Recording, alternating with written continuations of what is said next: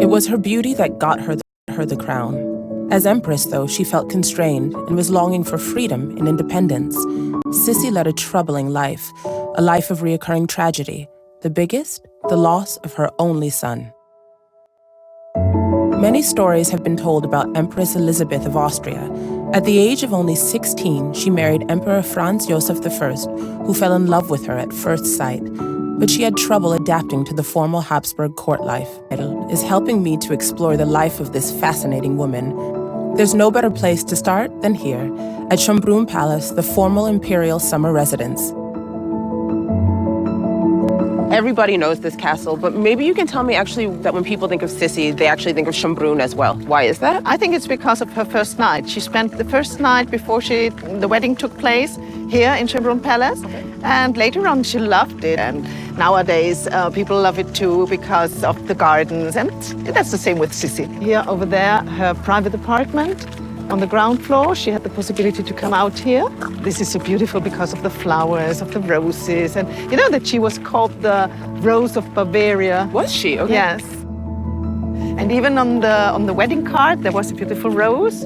When you opened it up, there was the portrait of Sissi, and the wedding was announced.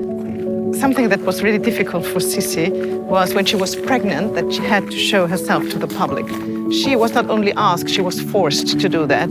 And she hated it. She hated people watching her when she was expecting a baby. What would Sissi have done in this part of the garden? I think the most important thing for her was to take her horses, one of her horses, and to ride through the garden over there to the forests, to be free there, to be alone, and to have this power of riding the horse.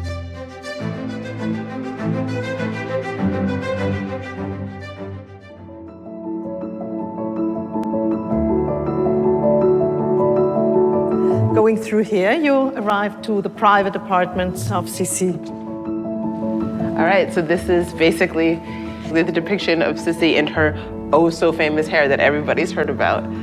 Yes, and they washed it every 2 weeks with a special mixture. It was a shampoo made out of cognac and egg. And so this made this hair so fantastic, and she really was famous for her hair that came down to the floor. I think Schönbrunn Palace is the only palace with this couple's bedroom, with this double bed. And it's a symbol that this wedding was a good one. They shared this room together. Yes, that's it. It is a symbol of a good marriage. That's what I guess.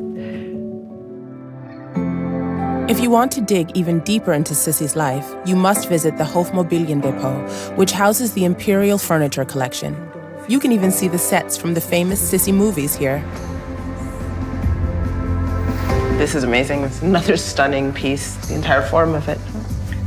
This is the cradle of Crown Prince Rudolf, who committed suicide at the age of 30. Sissi was dressed in black from that moment on in the monarchy. So therefore here we have some items, original things belonging to Sissi.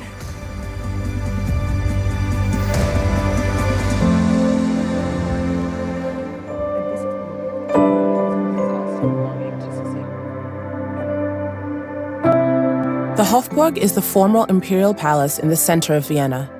For centuries, it has been the seat of power of the Habsburg dynasty rulers. Today, it is the official residence and workplace of the President of Austria. And it houses the Sissi Museum, which shows numerous personal items that once belonged to Sissi to help illustrate her true personality. Here you have the most important paintings made by Winterhalter. With the things that remained, we try to show a personal Sissi.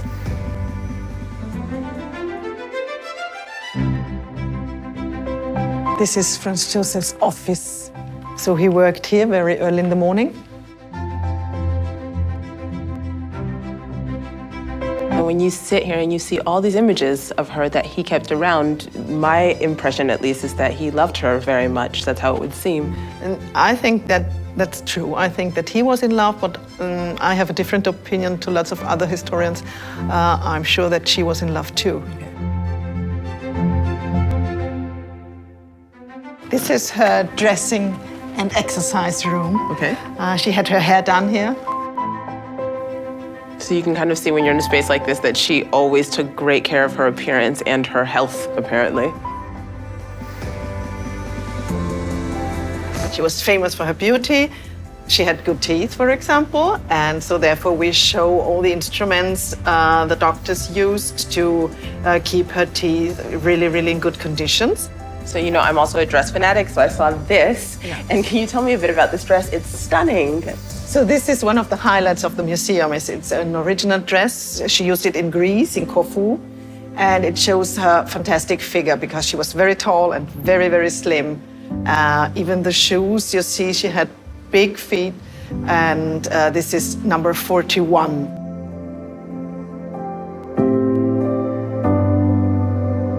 Here in the showcase, you have her travel pharmacy case and the very, very famous cocaine syringe. Okay. So that was typical for that time to have it in when you go traveling. So it was used against the pain women had during the menopause. The last room in the Sissi Museum is dedicated to her tragic death in 1898, when she was assassinated in the city of Geneva at the age of 61. Stabbed by the Italian anarchist Luigi Lucchini, it was only after her extremely tight corset laces were cut that the severeness of her injuries became apparent. After her death, not only Franz Josef, but the entire Austro-Hungarian Empire was in deep mourning.